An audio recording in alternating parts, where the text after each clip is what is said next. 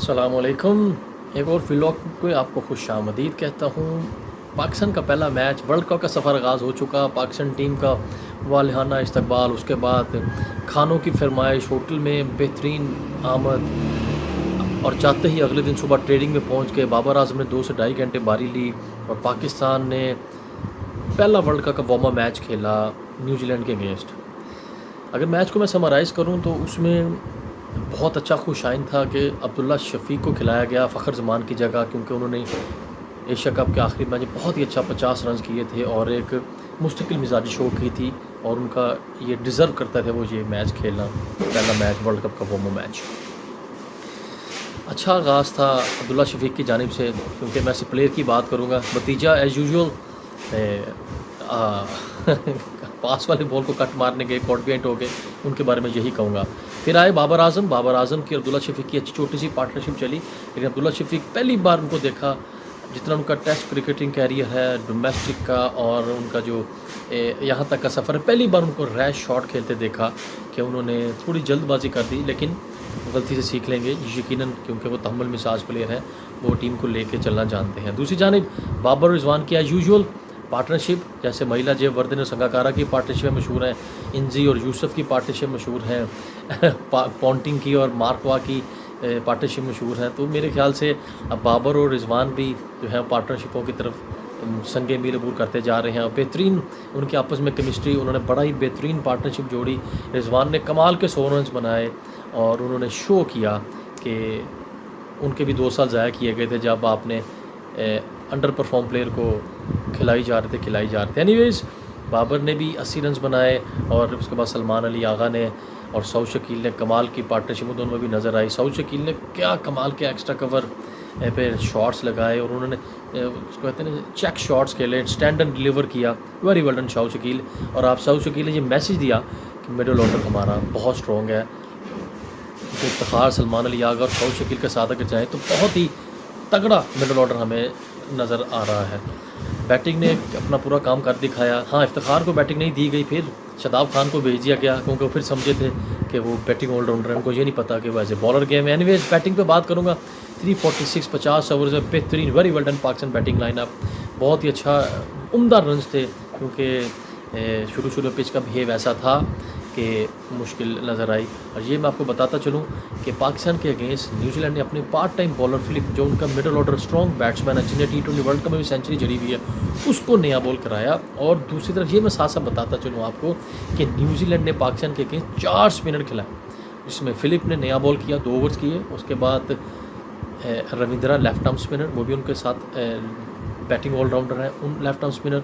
उसके बाद सेंटर एक और लेफ्ट आर्म स्पिनर, और उसके बाद ईस्ट सोडी, जो पिछले 2 साल से मुसलसल तीनों फॉर्मेट में न्यूजीलैंड की टीम को ऐसा टेस्ट T20 वनडे तीनों फॉर्मेट में 2 साल से सर्व कर रहे हैं न्यूजीलैंड को और कमाल का परफॉर्म कर रहे हैं। 4 स्पिनर उन्होंने पाकिस्तान के अगेंस्ट खिलाए और ये मैसेज था कि वर्ल्ड कप में स्पिनर्स जो है वो डोमिनेंसी शो करेंगे। एनीवेज फिर पाकिस्तान की बॉलिंग की बारी आई जी। पाकिस्तान से नया बॉल अच्छा रहा, जमान खान, हारिस रऊफ, शाहीन शाह को रेफ दिया गया। ठीक है, वार्म अप मैच था, एक चेक करते हैं क्लाइमेटाइज यूज होने के लिए, बॉलर को भी देखना है कौन काम दे सकता है कौन नहीं दे सकता। इंडियन जो कंडीशन है, पिच कंडीशन को देख के, इंडियन के वेदर को देखते हुए यकीनन वार्म अप मैच में सबको चांस देना था। अच्छे लगा कि सलमान अली आगा को लंबे बॉल करवाए गए और उसामा मीर ने क्या कमाल की बॉलिंग की। Very well done Usama Mir. आपने मैसेज दिया है कि भाईजान ये पाकिस्तान की टीम है, यारों दोस्तों की टीम नहीं है। पाकिस्तान क्रिकेट बोर्ड पूरे पाकिस्तान का क्रिकेट बोर्ड है, 3-4 लोगों का नहीं है, ये दमादों की भतीजे पड़ेवों का बोर्ड नहीं है। Very well done Usama Mir. इस क्रिकेटिंग माहौल में ऐसा परफॉर्म करना जहाँ पे आपको पता ही नहीं है कि आप अगला मैच खेल रहे हैं नहीं खेल रहे, और very well done Usama Mir. वो तो आउट कर चुके थे केन विलियमसन को, रविंद्रा ने अच्छी इनिंग खेली, 97 पे आउट हो गए। लेकिन ये मैं ज़रूर कहूँगा कि पाकिस्तान शाहीन शाह अफरीदी क्या बॉलिंग ना करने की वजह से काफ़ी कमी महसूस हुई पाकिस्तान बॉलिंग लाइनअप में, वरना हारिस रऊफ, शाहीन शाह अफरीदी, हमारी bowling attack, pace attack Zaman Khan के साथ बहुत ही बेहतरीन कम्बिनेशन होगा। जमान खान यकीनन नसीम शाह की कमी महसूस नहीं होने देंगे। अब मैं स्ट्रेट अवे जंप करूँगा स्पिनर्स की तरफ। नवाज़ वेरी वेल डन, अच्छा आगाज़ किया, सलमान अली आगा को लंबा स्पेल कराया। शुक्र है किसी ने बाबर के अकल दी, उसको मत दी कि भाई वो भी ऑफ स्पिनर है। अपने उस हॉल से बाहर आएँ और सलमान अली खान को बॉल कराए गए और शादाब खान एक बार फिर ऑफ कलर नज़र आए। और बड़ी समझ से बाहर बात है कि पता नहीं सेंटर कॉन्ट्रैक्ट में लिखा गया कि मामूल हक को सर्कल से बाहर फील्डिंग नहीं करवानी।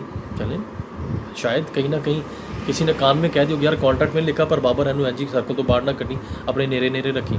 उसके बावजूद उन्होंने कल केम सिलमसन का उसामा मीर की बॉल पे डॉली कैच कवर में छोड़ा, सीधे कैच को डाइव लगा दी और सर्कल में सिंगल कराने में उनका कोई सानी नहीं है। तो अगेन फिर मैं कहता हूँ प्लेयर की बात करता हूँ यहाँ पे प्लेयर्स की जो पाकिस्तानी है जो पाकिस्तान को जो पाकिस्तान के लिए खेलना चाह रहे हैं उसकी बात करूँगा।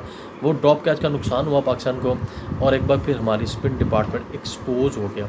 और यहाँ पे मैं सारे बॉलर्स की बात की कि स्पिनर्स यकीनन गलतियों सीखेंगे, अच्छा कमबैक करेंगे। अभी भी मैं भी पॉजिटिव हूँ कि चले पहला मैच था इंडियन कंडीशन में, इंडियन सॉइल में, यकीनन सीखेंगे, टीम में बैठेंगे, बात करेंगे।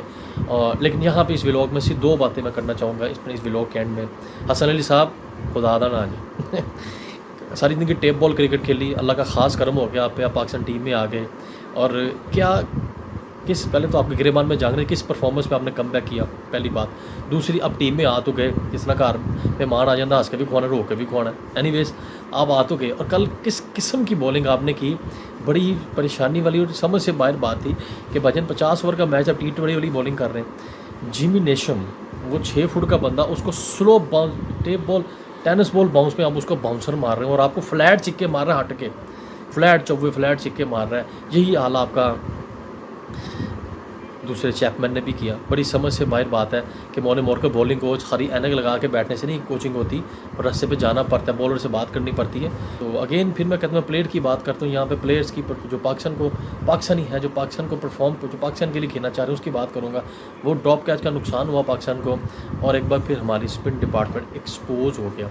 और जहाँ पे मैं सारे बॉलर्स की बात की कि स्पिनर्स यकीनन गलतियों सीखेंगे, अच्छा कमबैक करेंगे। अभी भी मैं भी पॉजिटिव हूँ कि चले पहला मैच था इंडियन कंडीशन में, इंडियन सॉइल में, यकीनन सीखेंगे, टीम में बैठेंगे, बात करेंगे। और लेकिन यहाँ पे इस व्लॉग में सिर्फ 2 बातें मैं करना चाहूँगा इस व्लॉग के एंड में। हसन अली साहब खुदादा ना जी सारी ज़िंदगी टेप बॉल क्रिकेट खेली, अल्लाह का ख़ास करम हो गया आप पे, आप पाकिस्तान टीम में आ गए। और पहले तो आपके गिरेबान में जान रहे किस परफॉर्मेंस पे आपने कम बैक किया, पहली बात। दूसरी, अब टीम में आ तो गए, किस ना घर मेहमान आ जाता हंस के भी खुआना, रो के भी खुआना। एनीवेज आप आ तो गए और कल किस किस्म की बॉलिंग आपने की, बड़ी परेशानी वाली और समझ से बाहर बात थी कि भजन 50 ओवर का मैच अब T20 वाली बॉलिंग कर रहे हैं। जिमी नेशम वो 6 फुट का बंदा, उसको slow tape ball tennis ball bounce में आप उसको बाउंसर मार रहे हैं और आपको फ्लैट चिक्के मार रहा है, हट के फ्लैट चौवे फ्लैट चिक्के मार रहा है। यही हाल आपका दूसरे चैपमैन ने भी किया। बड़ी समझ से बाहर बात है कि मोने मोरकर बॉलिंग कोच खाली एनक लगा के बैठने से नहीं कोचिंग होती, और रास्ते पे जाना पड़ता है, बॉलर से बात करनी पड़ती है। तो ये बड़ा हमारे लिए बड़ी फिक्र की बात है। यकीनन फास्ट बॉलिंग पेस अटैक हमारा अच्छा है, स्पिनर्स भी अच्छा परफॉर्म करेंगे, लेकिन असल ही का समझ से बाला है कि भाईजान आपको बड़ा वर्क करना पड़ेगा अगर आपको कितने कमबैक आपने करने हैं, या अगर आपका लाइफ का आखिरी कमबैक होगा अगर आपने परफॉर्म ना किया। और सेकेंडली मैं यहाँ पे कहूँगा कि Pakistan badly missing spin bowling coach. Allah करे अगले मैचेस में पाकिस्तान अच्छा कमबैक करे, गलतियों सीखे। और अगर हम 346 को डिफेंड नहीं कर सकते तो फिर बड़ी वाकई मुंह में नाखून लगाने वाली बात है कि 350 के करीब अगर डिफेंड नहीं कर सकते, दूसरी टीम 5 ओवर पहले 6 ओवर पहले अगर चेस कर रही है तो यकीनन सोचने वाली बात है। कोच की फ़ौज गई हुई है, सारे गोरे गए हुए हैं और उनको पाकिस्तानी क्रिकेटिंग कल्चर का बिल्कुल भी आइडिया नहीं है कि अंदर हो क्या रहा है, किसको कहाँ पे फील्डिंग कराई जा रही है, किसको कहाँ पे बॉल करवाया जा रहा है। पार्टनरशिप तोड़ने के बाद एकदम किसको बॉल करवा दिया जाता है और जिसने पार्टनरशिप तोड़ी होती है उसको चेंज कर दिया जाता है।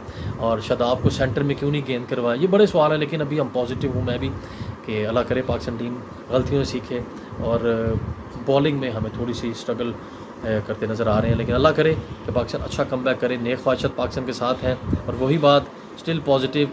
और वसीम जूनियर, जब तक आप बॉल नहीं कटवाएंगे आपसे बॉल नहीं होनी, क्योंकि आप बॉल करने से पहले भी बॉल के बाद भी जिस तरह बॉल करते हैं तो फील्डिंग आपके फूफे ने करनी है आके। चलें, पाकिस्तान टीम के सेंटर कॉन्ट्रैक्ट भी अनाउंस होंगे, उस पर भी लॉक करेंगे, लेकिन सारी फोकस वर्ल्ड कप पे है।